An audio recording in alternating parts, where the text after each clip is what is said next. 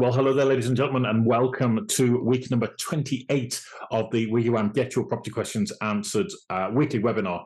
And I'm really pleased that we are back here once again doing an amazing webinar for you all. If you've never been here before, if you've never seen one of these webinars before, I asked, what have you been doing for the last 6 months? We've been here sharing knowledge and wisdom and answering your most pertinent property questions. If you are a buyer, a seller, a landlord, a tenant, if you are a letting agent, estate agent, surveyor, solicitor, removals expert, mortgage broker, in fact, anybody who's connected with the property industry, we are here every week answering your property questions. And you can get your property questions to us by sending us an email, which is happytohelp@wiggywam.co.uk.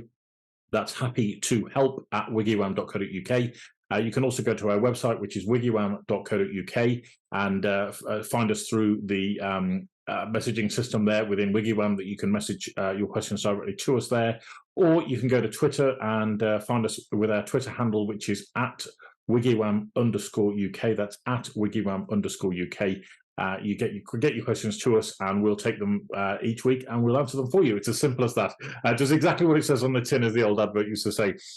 So this week, I wanted to just do a slight continuation of what we discussed last week, which is if you are connected to the property industry in some way, shape, or form, I'd really like to know what your top pain points are that you're struggling with right now as we're heading into the second quarter of 2023. I thought it'd be interesting to get a gauge on where the market's at, how things are unfolding for you out there. What are the frustrations that you're dealing with that are causing you a few headaches, and where you're looking for some support maybe in finding the solution to these headaches, or even if you have no idea what the solution might be, but you just know that you're struggling with something, and perhaps you wish that somebody would come up with an idea or a solution, or some kind of proposal to deal with the challenges that you're facing on a day-to-day basis, then please do let us know. I know there's some pretty major challenges coming, if they're not here already, with the conveyancing industry, if I can call it that, or profession, as I'm sure they'd probably rather it be said. But there's some major challenges there in and around the volume of work that's been done over the course of the last couple of years as far as property transactions is concerned, and the relative impact that's likely to have on professional indemnity insurance costs, which are likely to again increase over the coming years. So I think there's going to be a big shake-up coming in the conveyancing industry. And if you're a solicitor who's kind of going through that right now, or maybe you're just thinking, I don't know quite how my business is going to survive, or maybe I need some extra support there, then again, let us know and we can do our best to help and support you. What I found in a lot of these sort of situations is that sometimes we can think we know what we're doing, right? And I've always been one of these people who, I don't want to say I play dumb, but sometimes when I learn really, really well when somebody shows me what to do, right? So if somebody says, "Oh, go and," like when I was a kid, I used to do a lot of mechanics with my father, right?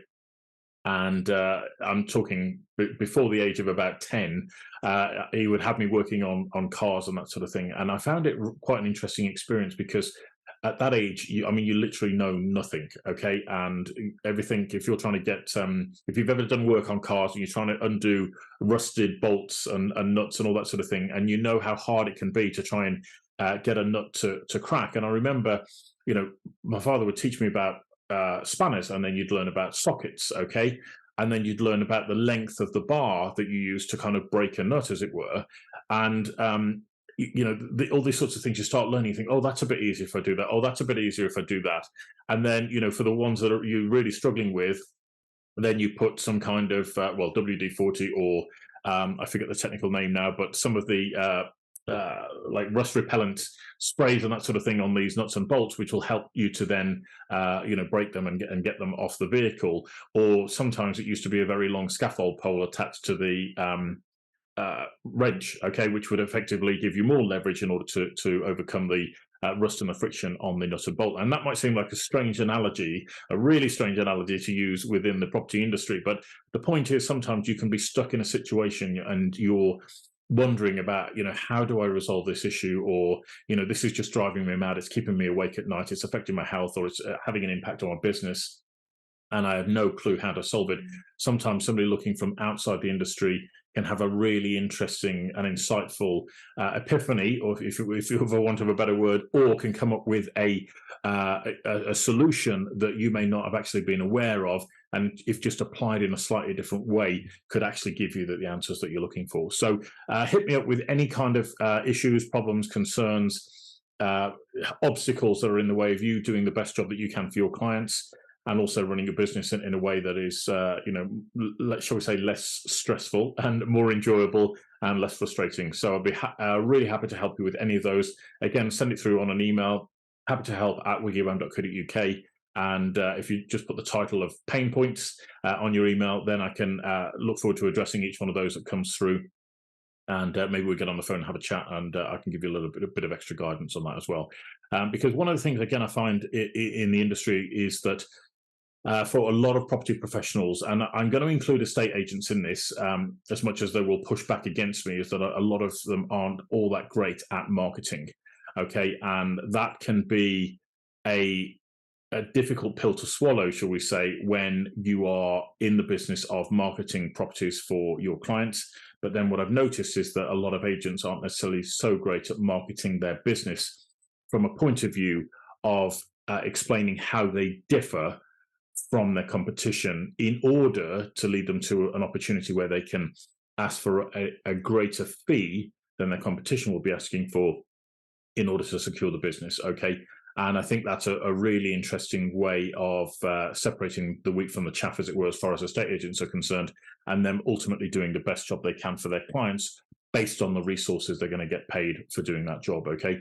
So I think there's, quite a bit to look at there. But if any of those challenges that you face with, particularly in relation to marketing of your business, again, let me know. I'd be more than happy to share that with you. Or if you don't want to speak to me, you can get Estate Agent Secrets and have a read through that, and that will guide you through some of the different factors that I think agents and solicitors especially ought to be looking at as far as marketing their business and attracting the right clients to them, and then doing them the best possible job that they can, but also charging a fee that's commensurate to the work that they're doing on that client's behalf. Okay, because we are affecting people's lives here. Let's be totally fair. We are affecting people's lives when we're helping them to move house. And I think that's something that gets brushed under the carpet a little bit as far as estate agents are concerned, and lawyers on the job that they do.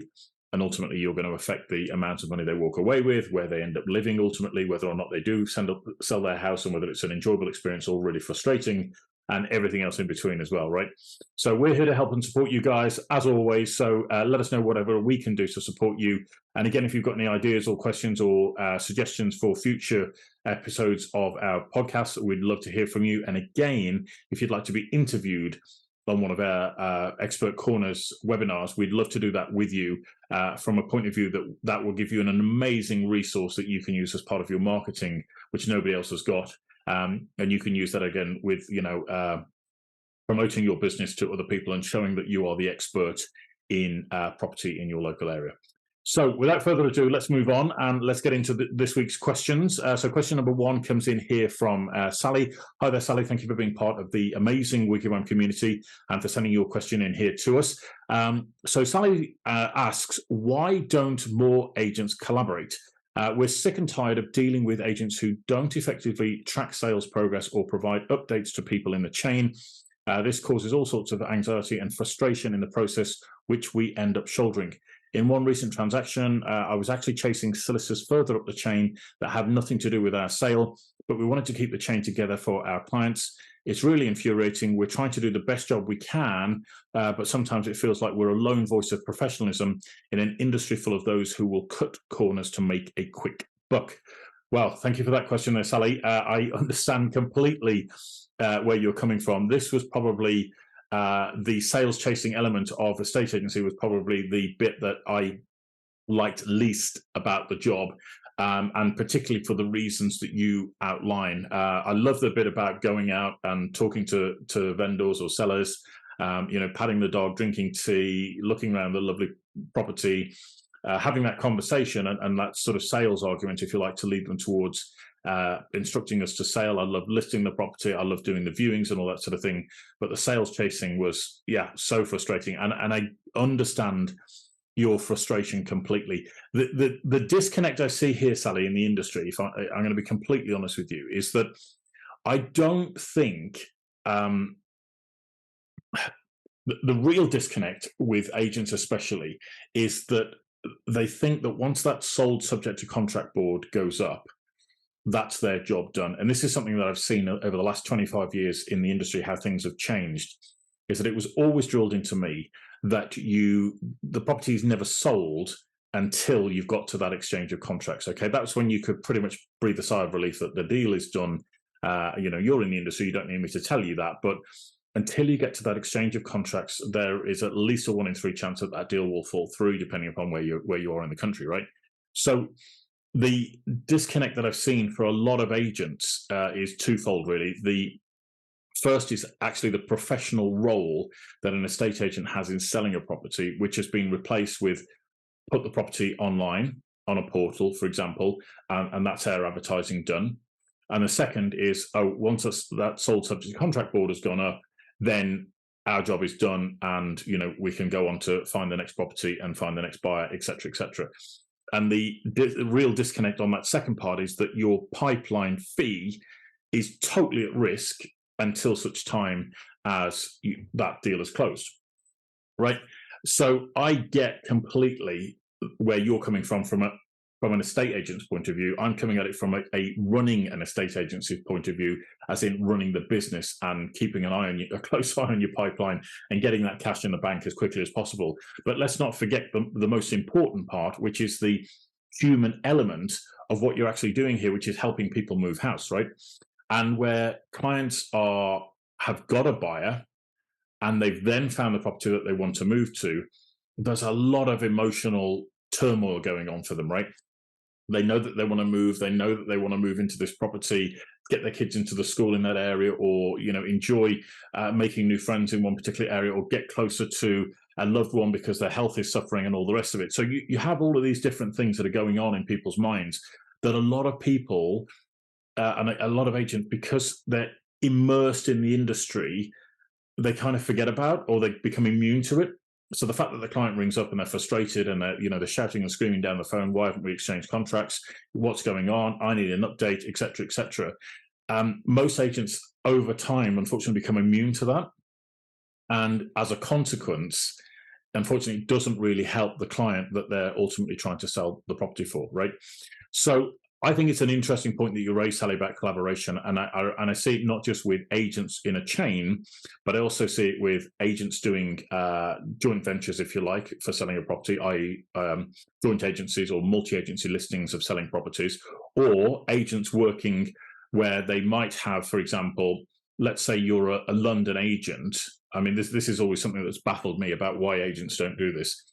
You're a London agent, you've got access to a lot of people with a lot of money, some of which may want to invest in property. Okay, now buying in London market to rent out may not work, but buying in Burnley's a bad example, but let's say Stoke-on-Trent or Leeds or Glasgow, for example, or South Wales, for example, all of these areas may well work for buy-to-let investment. So I don't understand why agents don't collaborate up and down the country and do deals. You bring me the investor, I'll bring you the deal, we'll pair it up, we'll get paid a fee, happy days. We've now generated a source of income that was never there to begin with. Do you know what I mean? So that again is something that I don't understand, but also the collaboration element really comes down to everybody that's involved in that transaction, mainly the agents and the solicitors. And I think there's a big disconnect there with a lot of agents and solicitors not working alongside one another, because ultimately they've got the same mutual client who's paying for both of their wages, right? So there should ultimately be a huge collaborative element going on with the work that they do. And it's not happening as much as it perhaps should do. And I think, may I say, Sally, that the one thing I have noticed as well with the rise of more online-only agents, that this sales chasing job has, effectively disappeared. And I'm not saying that for all agents, but it is becoming more prevalent from what I've noticed with the online agents not doing this chasing. So there's a whole bunch of reasons there, which actually stem into why we built WiggyWam in the way that we did, Sally. And if you've not been on the platform recently, I encourage you to go in there, have a look, go to wiggywam.co.uk, check out all of the different tools and the workspaces that we've created in there that are effectively and especially targeted towards a more collaborative approach to selling property. Okay, so I I hope it's something that will change in the future. Sally, it's certainly something that we encourage within Estate Agent Secrets for people to collaborate more and to get deals done more, because ultimately, I do believe in that acronym of team, which is together everyone achieves more. And by working as a team, agents, I think, could make so much more money in their business. But that's just me looking at it from an outsider's point of view. And I think if this collaboration element becomes more of a thing between agents and between solicitors, they will cut the time frame of their pipeline fee coming in by about 20% at least. Okay, and probably bump up their profitability over a year by probably another 20% as well. Okay, so there's big wins to be had for collaborating, but I think, unfortunately, until a lot of people in the industry have enough pain, they're not going to change. And I think it's the same with a lot of people and the human nature. If we don't tend to invest in our health and fitness until we've had a pain point in our life that gives us that wake up call that says, hang on a minute, I need to do something about this. And it's probably going to come as the market tightens, slows down, interest rates go up, everything calms down a little bit. That will be when the pain points come. And unfortunately, it'll be too late for probably about 20 to 30% of agents in the country. But, we can only do our bit to educate and help. It's up to agents to reach out and grab what they want. Okay, so hope that's helped, Sally. Anything else I can do for you, let me know. Hit me up with an email, happy-to-help@wiggywam.co.uk, and I'll be glad to answer any more questions that you've got. Fantastic. Thanks for that. All right, question number 2 comes in here from Daniel. Hi there, Daniel. Thank you for being part of the amazing WiggyWam community and for sending us in your question. So Daniel says, we are first-time buyers and we've had a survey carried out on a home we're interested in. Unfortunately, the property is in a lot worse condition than we thought, and the report suggests there's £35,000 worth of work to be done, which we cannot afford with establishing a new home. We want to know how we can effectively renegotiate the purchase price. We've never done anything like this before, so it's a bit terrifying, and we don't want to lose the house if we can help it, but at the same time, we can't afford to buy it as it is. Hoping you can help. Okay, well, thank you for that, Daniel, and great that you found a property, but unfortunately, sorry to hear that it needs this work doing to it. This is quite a common thing, believe it or not, within buying and selling property. You may not be aware of it because you are first-time buyers, but unfortunately, because there are not enough agents producing what we would call the seller's pack, where they provide a lot more upfront information about the property, and the ultimate seller's pack would obviously include a condition survey of the property that would highlight any area of work that needs to be done. Unfortunately, a lot of issues that you've just outlined here, Daniel, will only come to light once a buyer has become interested in the property enough to make the commitment as far as making an offer is concerned, and then shelling out for solicitors' fees and for surveyors' fees, etc., etc. Only then, once you've had that survey done, does everybody find out whether or not there's any work that needs to be done. Okay. Is it a bit back to front? Yes, Daniel, I think it is, if I'm honest. And this is why I strongly recommend any buyer gets a protect your pocket indemnity insurance in place. That's an absolute must as far as I'm concerned, because again, God forbid, Daniel, you have to pull out of this deal because you can't reach agreement with the seller, then you are going to have to reinvest in the moving process again, which is potentially more money for solicitors, potentially more money for surveyors, potentially more money for mortgage valuation fees or mortgage broker fees, etc., that sort of thing, right? So you must have that protect your pocket policy in place. That goes for every buyer and seller in the country. I think if that happened, we'd have a lot less pain in the housing industry. That's a prerequisite. But to answer your question about the survey and the work that's been thrown up there, estate agents are quite used to dealing with this, and the fact that you've had a report done by a professional surveyor gives you an incredible amount of clout when it comes to renegotiating the purchase price. And what I would do in your instance, Daniel, would be to take that report well, first of all, I'd call the estate agent and let them know what's happening. They will more than likely ask you for a copy of the report because they're not going to take your word for it, unfortunately. So they want some proof and some evidence. And the reason you want to supply that is because the estate agent will then take that to the seller and have a conversation with them. Now, this is where things get a little bit tricky about the relationship that you have with the estate agent as the buyer and the relationship the estate agent has with the seller, who is the one that's paying their fee and the one that they're duty bound to actually provide the best service for, right? And so, the estate agent ultimately wants to keep the sale together because they earn a fee at the end of the day, and there's nothing wrong with that. That's absolutely fine.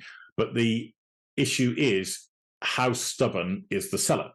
Because if the seller sticks their heels in and says, no chance, I'm not reducing the price by £35,000, they can take it or leave it. The estate agent then, their next move is to say, well, the problem you've got, Mr. Seller, is that anybody else coming along who's not a cash buyer, which might be quite rare where you are, I'm not sure, but the next buyer that comes along is likely to have a survey done, which is likely to throw up the same issues again. So do we deal with this now, whilst we've got a buyer willing and able on the hook who will buy the property subject to renegotiation? Or do we then go down the road of remarketing the property only to find another buyer maybe 3 months later, 6 months later, maybe a year later, to only have these problems come up again? What is it that you want to do? And the estate agent at that point will get a gauge from their client as to how serious they are about selling. Because a reasonable seller will normally negotiate that price differential, and an unreasonable one will dig their heels in the sand and say, no, I'm not doing it, unless the property is at an absolute bargain price and everybody knows it needs a lot of work doing to it from day one, which is unlikely in this case. All right. So the actual renegotiation process will largely be done by the estate agent on your behalf with the seller, assuming that you've got this report, which you've quite clearly labelled that you have. So that's not an issue as far as you're concerned. You're just putting that in front of the estate agent and they'll go off and do the negotiation. Now, one of the things that people don't necessarily think about here, Daniel, is that they get caught up around this issue of price. Okay, and price is a very fluid concept once you step away from it and stop thinking in pound notes and looking at other aspects. And I'll give you an example. So a friend of mine told me last week that he's in the process of putting a deal together.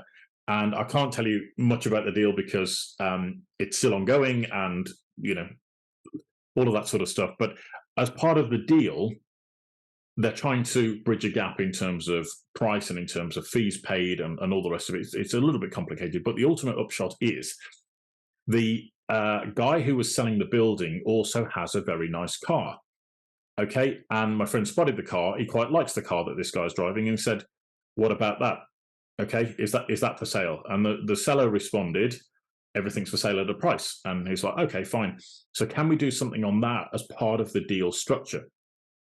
Okay, because the seller wants to get to a certain price. My friend doesn't want to pay that sort of a price. So where's the sweetener? Does the car sit in the middle to bridge the gap between what the seller's expectations are and what he's willing to pay for? Does that make sense? So from your point of view, Daniel, it might be that you guys are looking to establish this new home and you're worried about furnishing it. And for example, that's probably one of the biggest things. So can you bridge the gap with the estate agent's help? And I'd keep this in your pocket until you've heard back from them about the negotiation on the price, right? But if the seller's being stubborn and you really want the property, you can then go back and say, well, we quite like the hot tub in the garden, or we quite like the three-piece suite and the, the bedroom furniture or whatever else it might be. And you can use the furniture as a lever to get closer to the price, okay? Or the price difference, should I say, between the two. Does that make sense, Andrew? I hope I'm sort of explaining that well. It's an unusual concept, and most people won't think about that until later on down the line. And I'm not saying that you couldn't do the same thing here, Daniel, in relation to a car. So the seller might have a car sitting on the drive or sitting in the garage or whatever. There might be a deal to be done there. You just never know. But the point is, unless you ask, the answer is always no. right? And I do cover quite a lot of negotiation strategies in Home Buyer Secrets. So if you want to grab yourself a copy of that, go to homebuyersecrets.co.uk. You can grab a copy of the book there. But the ultimate issue is, can you get this property deal done at the price you've agreed, or at the revised price of £35,000 less, and tie it all up and get on with it and get close to exchange of contracts?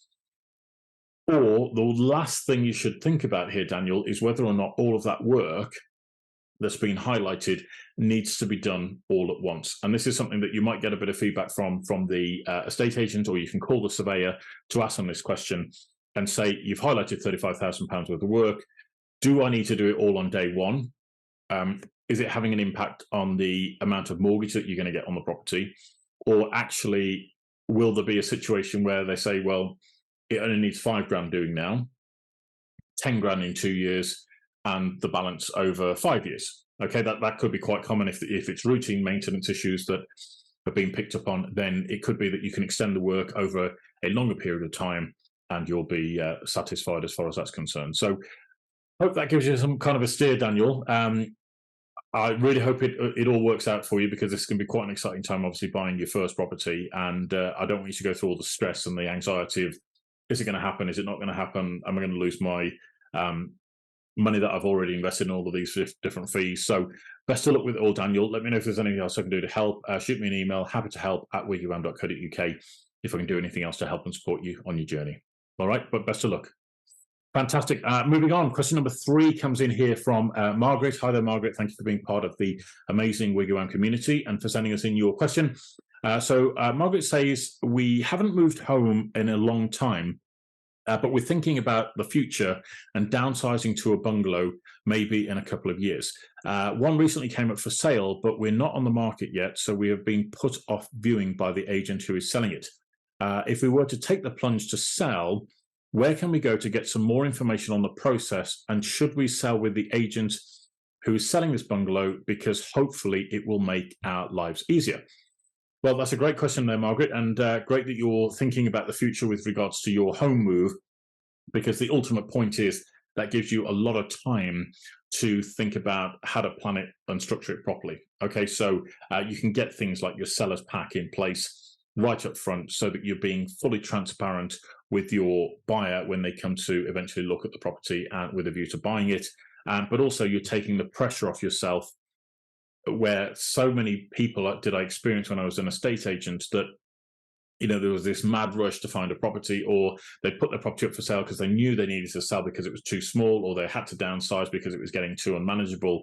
And then they were looking around and there was nothing available, and there was all that anxiety going, am I going to be homeless? That's the big question that everybody asks, am I going to be homeless?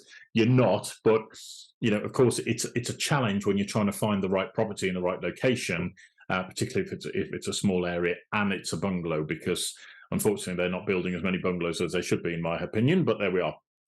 So one of the things that's come out of this question, Margaret, which I'm quite surprised about, is that you've mentioned that you've been put off by the agent who's selling the bungalow because you haven't got your property on the market. And this is something that would actually automatically normally appeal to an estate agent, where you have a property in the area that they're covering. One would suggest they'd naturally be interested in selling it for you, because that's how they get paid, right? They charge you a fee for doing the work for you. They find you a great buyer, and as a consequence, you then pay them a fee for the work that they've done, and that's all absolutely above board and fair. So I'm surprised that you've been put off by the agent that's selling the bungalow, because ultimately, as I say, there's a vested interest in there. But what that could mean is that maybe the property that you have is outside of their area. Maybe the agent that's selling the bungalow is outside of your area as well, and that normally means that the agent doesn't have enough local knowledge to give you the best possible service for selling your home, which is actually a good thing. Okay, so I would look at maybe speaking to 2 or 3 local agents, preferably 3, in your local area, and asking them to come out and do what's known as a market appraisal or evaluation on your property with a view to sale. Okay, now if you want more information in a very low pressure kind of way, and in a way that will educate you on everything that's involved, we actually have a learning center built into the WiggyWam platform. So all you need to do is go to wiggywam.co.uk, register there as a user of the platform, okay? And what that will do is it will give you access to our learning center. So you can look up learning center there. And we've recorded a whole bunch of training videos in there that will tell you exactly what you need to do when it comes to being a seller of a property and actually what's involved in the whole moving house process, okay?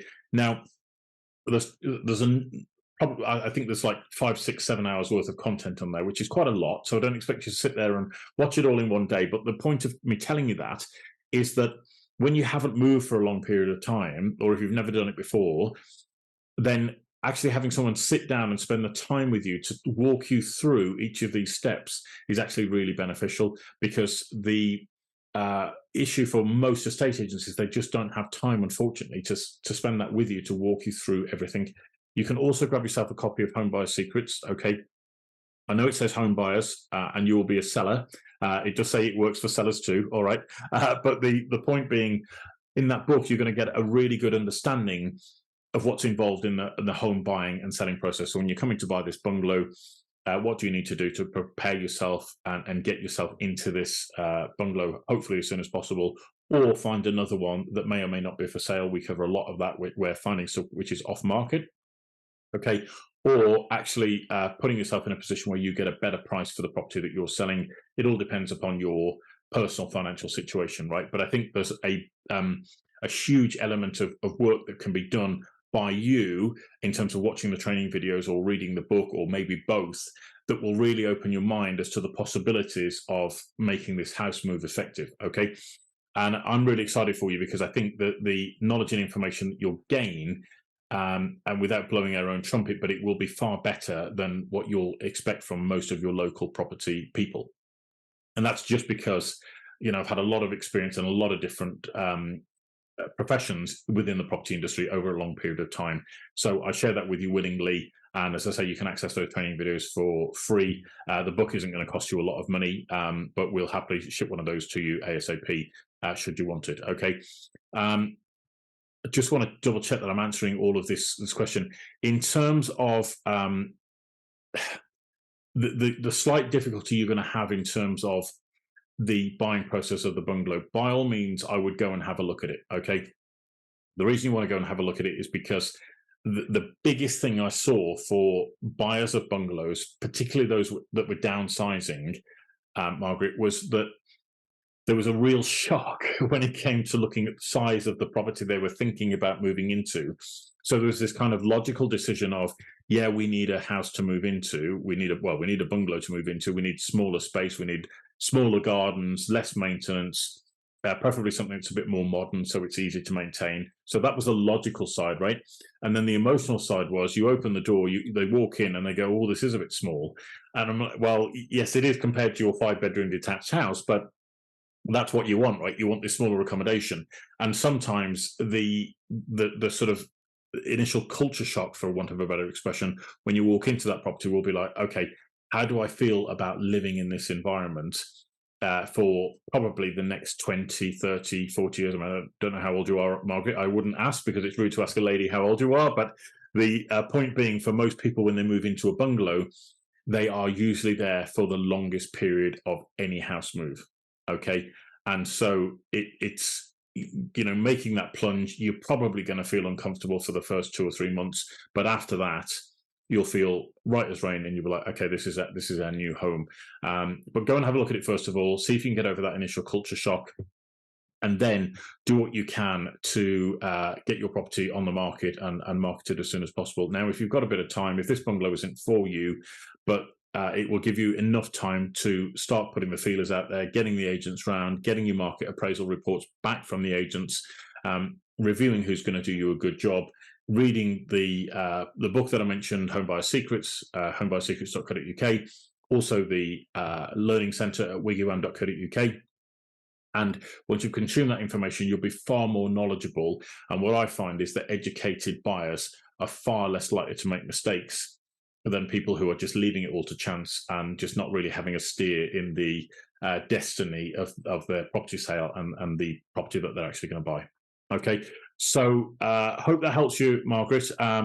I'm really excited for you. I think it's going to be a great next step, and I hope it all works out for you. But if there's anything else that we can do to support you, shoot me an email. Happy to help at wiggywam.co.uk, and I'd be glad to support you as much as we possibly can. All right, good luck. All right, moving on. Question number 4 comes in from Jedis. Hi there, Jedis. Thank you for your question and for being part of the amazing WiggyWam community. So Jedis says, we are looking at buying a 3-bedroom detached house and want us to come up close to the local secondary school that we'd like to send our children to in the future. Are there any pros and cons of buying so close to the school? Okay, well, that's a great question, Jedis, and thank you for sending it in. Great that you found one that you think you like, but perhaps right next door to the secondary school may not be the ideal purchase for you. I'm not sure. Obviously, it depends on your preference, but a couple of things I want you to take into account when you're thinking about buying a property like this, some of which I'll draw from my experience of being at a school and having experience of people who own properties next to school at that point, and also issues with marketing properties when they come up for sale next to schools, etc. Okay, so obviously your pros are it's a short commute to school. So you know, for your kids going to school in the morning, obviously it'd be very straightforward because they can just walk out of the door and into school. Whether that leads to them being a little bit lazy and leaving everything to the last minute may be a bit of a challenge, I'm not sure. But the issue, as far as I'm concerned, with having a property right next door to a school will largely depend upon a couple of factors. The first one will be rush hour, peak times, when people are arriving at school to drop the kids off in the morning and then arriving at school to pick them up in the afternoon. And if you know anything about any school around the country, you tend to find that a lot of the parents will park their cars very, very close to the school, as close as they can get it, and they'll generally kind of turn a blind eye to the double yellow lines or the hazard lines outside of school because they're just, you know, they're just dropping off or picking up, right? And so you might find that there's a buildup of traffic around your property, which may or may not make you feel uncomfortable, particularly if you're then trying to access the property or leave the property at those particular times. Okay, and you've got to probably allow half an hour each way between school opening times and closing times where this sort of peak rush hour happens around the property.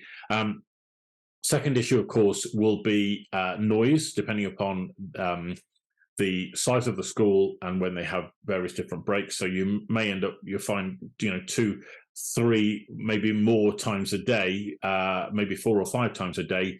If you think about drop-off time in the morning, pick-up time in the evening, and then if you've got 2 breaks plus a lunch break, you might end up with 5 times a day, 5 times a week, an awful lot of noise coming from the kids running around the playground or whatever else it might be. So that may seem cute initially, but it may become a bit of a distraction over time. I don't know. Depends on how much you like other people's kids, I suppose, might be the answer to that. Third issue would be as well something to take into account, which is what we learned, is that unless you've got a very high fence, of course, next to the school, you could have issues of, so we say, stray footballs, or in our case, it was an American football, or rugby balls that went over the hedge into the garden near the greenhouse. It wasn't intentional, wasn't malicious, of course, but kids are playing, things get a little bit out of hand. And, you know, that can be a little bit frustrating where you're not just throwing the balls back, but you'll end up then in a situation where you're having to repair broken greenhouses, broken windows, etc., etc.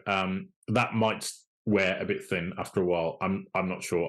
It wouldn't appeal to me personally, Jedis, but I think each to their own. It might appeal to you. You might like that kind of aspect and that outlook. That's entirely up to you. But I think it could be a good opportunity. Depends whether the property is being offered at the right sort of price, and ultimately, of course, how long you're going to be there for. I would imagine, or one of the things I would be looking at if I was in your shoes would be the time to resell the property. So, say for example, you were at that property for maybe 5 years, maybe 7 years, something of that nature. When you then come to resell, will you achieve full market value for it because of the things I've just mentioned as distractions, and also how long will it take for that property to then resell, because people will be put off, potentially be put off by the things that I've just mentioned. Okay. So there's a little bit to work out. What I would do if I was in your shoes, I would visit the property several times during the course of the day or several times during the course of the week, just to gauge what these peak traffic times are like, and just to gauge what the noise levels are like, etc., etc. And if you're going to be out at work all day, it probably isn't a big deal, but bear in mind, other people may find it more of a distraction than a benefit than you do. Okay, so not to try and put you off, but a fair bit to think about just before you make that final commitment. All right, so thanks ever so much for the question, and good luck with that. Let us know if there's anything else we can do to help. Shoot me an email, happy to help at WiggyWam.co.uk. Fantastic. Right, moving on. Question number 5 comes in from Paul. Hi there, Paul. Thank you for your question, and thank you for being part of the amazing WiggyWam community. So Paul says, do you honestly think software and AI, artificial intelligence, I presume, are going to solve all the current problems in the property world, particularly around the lengthy legal process to buy a home and all the issues of deals falling through? Okay, well, Paul, thank you for your question. Nice and short and sweet, and hopefully I can sort of get my teeth into this one. Look, I understand where you're coming from. One of the things is that I've seen at the moment with particularly a lot of these online gurus is the real promotion of AI as a solution to practically everything, right? And in fact, I saw a funny meme on a friend's timeline today, and it said the fastest things in the world, and the first was a cheetah, the second was a car, the third was an aeroplane, and the fourth was the number of experts in AI.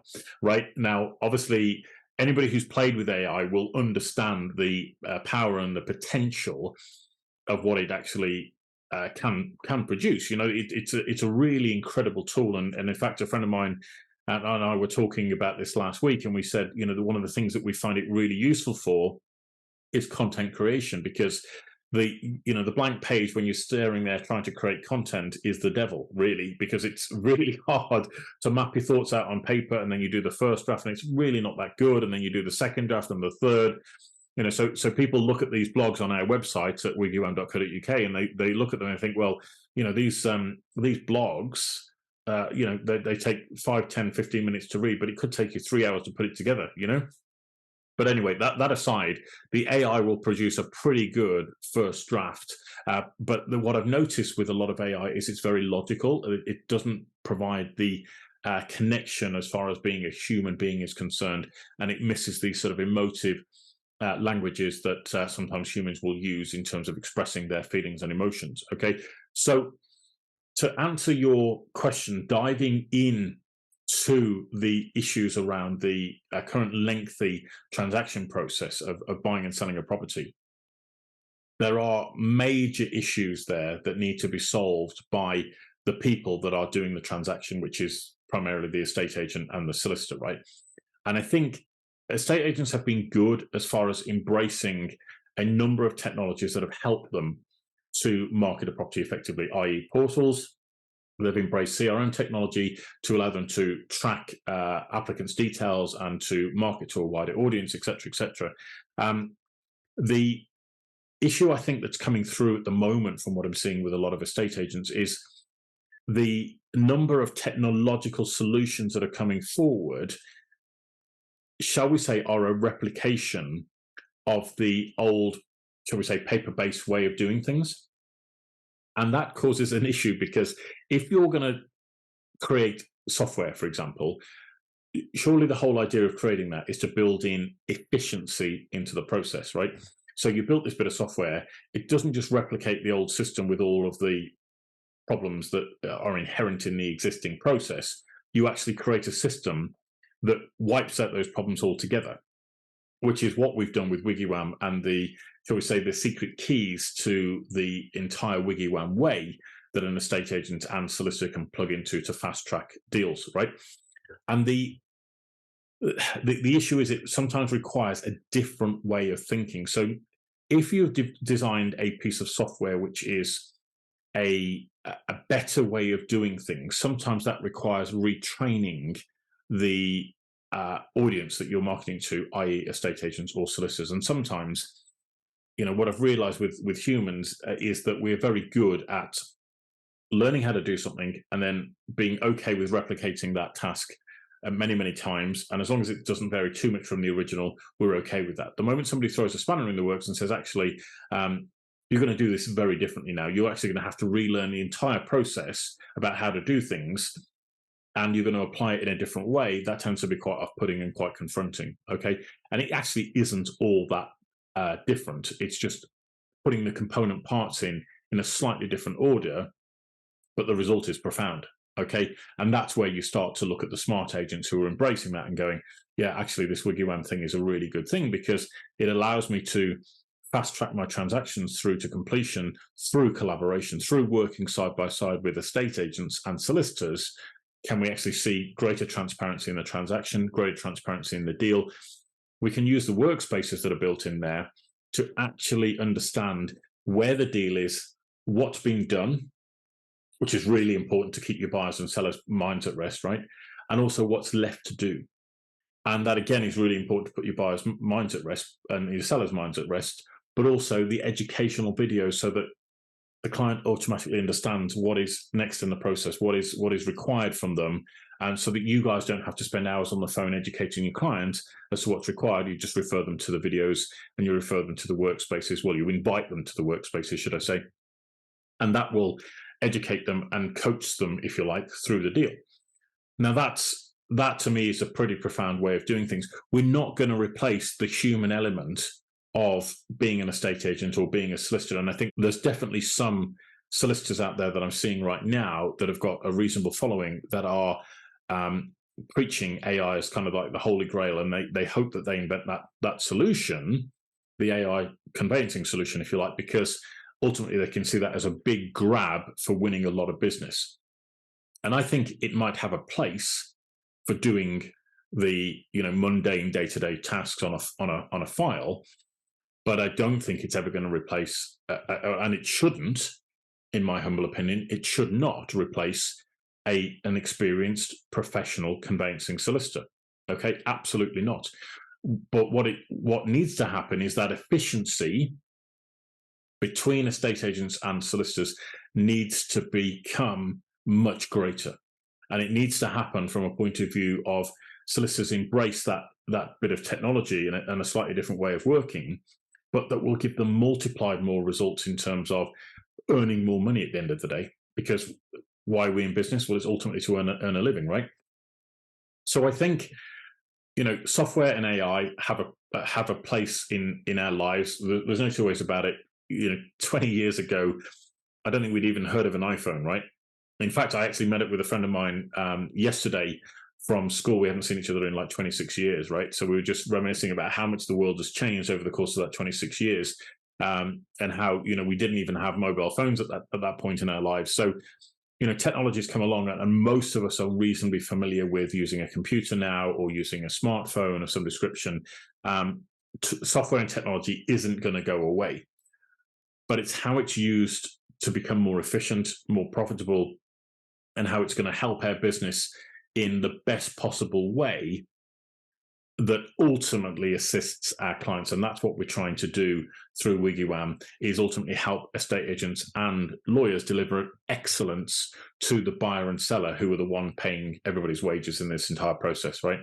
So I think it's important to not shy away from these things. I think it's really important to be open and honest and explore technology. If you're a solicitor or an estate agent or letting agent who is in the property industry, and you're thinking about, what is this whole WiggyWam thing, get in contact with us, shoot us an email, happy to help at wiggywam.co.uk, and let's book a demo and let's go through things so that we can explain to you in a no sales environment way, but just exactly show you how the technology will work that will allow you to deliver excellence to your clients, and also cut your admin by about 20%. I mean, I don't know an estate agent or a solicitor on the planet who doesn't want to cut their admin by at least 20%.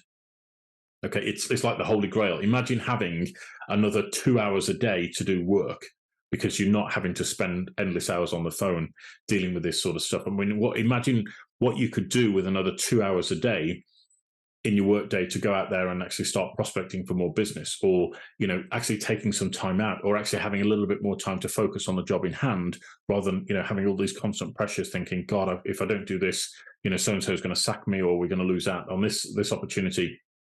All of that goes away when you buy yourself another 2 hours a day. That's 10 hours a week, right? That's almost a complete working day a week. So that's what we're trying to do as far as we're concerned. I mean, I can't speak for all the other platforms. I can't speak for all the other technology and software that's being developed out there right now. But I do think there's opportunity for agents and solicitors to embrace it and use that efficiently to speed up the housing market as a whole. All right, so I hope that answers the question, Paul. Thanks for bearing with me whilst I went into our explanation there, but I think, there's some real value in what I've just said, and if we can do anything else to support you on your journey there, Paul, shoot me an email, happy to help at wiggywam.co.uk. All right, and last question, number 6, comes in here from David. Hi there, David. Thank you for your question and for being part of the amazing WiggyWam community. So David says, what would you say are the main income-generating opportunities available to estate agents outside of mortgage referral fees? I'm thinking about the future and the possible change in the market and wondering how to get more income into my business, particularly after many landlords have sold up. So we've lost around 25% of our managed lettings stock. Okay, David, well, thank you for that question. Sorry to hear you've lost that many properties in the lettings business, but to be honest with you, from the statistics that I'm seeing across the industry, where I think the private rented sector housing stock has shrunk by about 35%, I think you've done okay, although obviously losing any kind of business is not a good feeling at all. So I implore you for looking at the other revenue generating opportunities that may exist within a estate agency. And as far as I'm concerned, there are absolutely numerous ways that estate agents can generate more income, but unfortunately, a lot of them tend to look, and please don't take this as a criticism necessarily, David, but what I've seen in a estate agency, if you were to go and do an independent survey, what I'd encourage you to do, David, is drive to 3 different towns in the country, okay, and go and visit all the estate agents in those towns and notice the commonalities between them. And I did this for hundreds of estate agents and letting agents over the country when I was mentoring people about buying investment property, right? And what I noticed is that there was very few differences between estate agents across the entire country. Okay, now that might sound a very damning thing to say, and I'm not saying it in that respect. Well, what I'm trying to stress here, David, is that a lot of agents were not communicating their USPs to the clients in a way that allowed them to understand what those USPs were and to see value in what they were offering. Okay. So the first point I'm going to suggest here, David, is that as an estate agent, a lot of them look at all these different areas where they can grab a referral fee. Okay, so they look at mortgage broking, that's the very popular one, but they also look at conveyancing and they go, we'll have a referral fee from that as well. And if I'm recommending a surveyor, I'll have a referral fee from that as well. And what I'm going to put to you, David, is that those referral fees are small fry in comparison to the job that you have and the opportunity that you have in front of you when you are an estate agent operating in a market of one. Okay, what do I mean by a market of one? Well, I'm going to encourage you to read Estate Agent Secrets. And the reason I'm going to encourage you to read that is because it maps out the entire journey of becoming a market of one. What that essentially means is that when the client thinks about selling their home, okay, the likelihood is they're going to speak to 2 or 3 estate agents in your local area. You want to be the first port of call and the only port of call for getting a property listed with you. I'll give you an example. I spoke to somebody in the market about a couple of weeks ago as an estate agent operating in the more rural end of the marketplace. Okay, and he was telling me that his average fee is 4 times or the average fee of most estate agents across the country. Okay, and it's purely because he's built himself up as a reputation to be the go-to guy in that particular space. Now, imagine what would happen in your business, David, if you were able to charge 4 times the current fees that you're charging right now to your clients. It would absolutely blow your business up, right? And the reason I mention that is because rather than looking at all these little referral fees, what if you were to add another 0.5 percentage point or full percentage point to your current fees that you're charging right now? And not just doing it and then, just telling everybody, oh yeah, well, our fee now is 2%, but you provide incredible value to your clients in such a way that they can see that it's an obvious way to sell their home in an incredible value for money way. Okay, because so many agents go down this, oh, we've got to stack them high and sell them cheap. Okay, we'll charge 0.5%, we'll charge fixed fee of 1,200 quid. But they haven't asked the client, is that what you really want? Does the client actually want to pay 2,000, 3,000, 4,000, 2% for selling their home because you've actually shown that you're an estate agent worth your salt and you are the expert in your local area, and there's nobody else going to be able to touch you as far as getting the best price possible for their property. Okay, I'll leave you with that thought first of all. Okay, that is a huge area which I think is massively overlooked as far as estate agents are concerned in terms of generating those fees. Now, other areas that you can think of, rather than necessarily getting referral fees in, for example, one of the things that you should be looking at, in my opinion, David, where you have an established rental business, i.e. you're letting properties for investors, are you working with new investors coming into the market to find them investment properties? This is one of the biggest growth areas that letting agents up and down the country are overlooking day in, day out, and they don't even know it. And I reckon, and I fully estimate, the average letting agency in the UK is probably leaving over £100,000 a year or more on the table by not finding investment properties for their clients. It's called property sourcing, okay? We do have a property sourcing guide. If you want a copy of that, send me an email, happytohelp@wiggyWam.co.uk. Put in the subject header, property sourcing guide, and I'll send that across to you. But the point is, if you are finding the property, you're sourcing the property, okay, you're finding the investor because you have investors already on your list, okay, you have a ready market of buyers to sell that property to, you'll charge them a fee for finding the property and sourcing the property, right? You then have the opportunity to do the refurb works to that property, and you can project manage that and charge them a fee, okay? And then you have the opportunity to let that property and manage that property for the investor who's just bought it, okay? There's an entire pipeline of fees there that are being completely overlooked by virtually every letting agent in the country. And I've only known, frankly, of probably about, well, I'll say less than half a dozen letting agents out of the hundreds that I've met and worked with. There's only probably about half a dozen of them that are actually implementing this strategy. And I think it's a massive shame, because when you are a property sourcing agent as a letting agent, and yes, there's some red tape that you have to get around, but deal with that. The key point being, you are proving that you know exactly what you're talking about as being a letting agent. Okay, it gives investors so much more confidence in you as a letting agent that you know exactly what you're talking about.